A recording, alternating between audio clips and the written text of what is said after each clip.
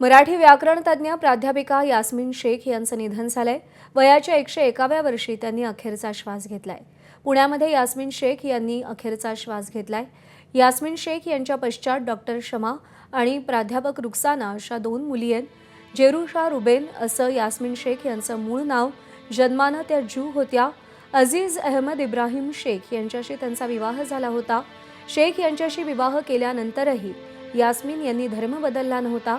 मराठी भाषेच्या व्याकरणात आणि मराठी भाषेच्या संवर्धनात यास्मिन शेख यांचं मोलाचं योगदान आहे।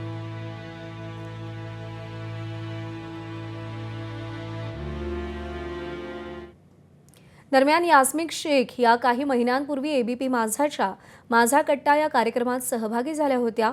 यावेळी त्यांनी मराठी भाषेविषयी गोडी कशी निर्माण झाली याबाबत सांगितलं होतं। पाहूया। मला चळेकर सर शिकवायला होते, तेव्हाची 4थी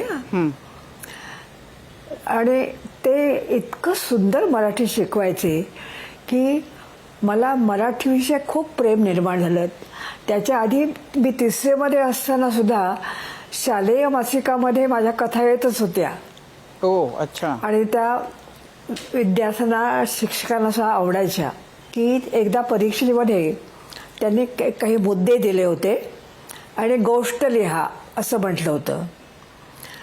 बाकीच्या सगळ्या विद्यार्थ्यांनी गोष्ट लिहिली, पण मी लघुकथा लिहिली आणि ती लघुकथा त्यांना इतकी आवडली की त्यांनी सगळ्या विद्यार्थ्यांना वाचून दाखवली आणि मला 15 पैकी 16 मार्क दिले, एक्सलंट शेरा दिला।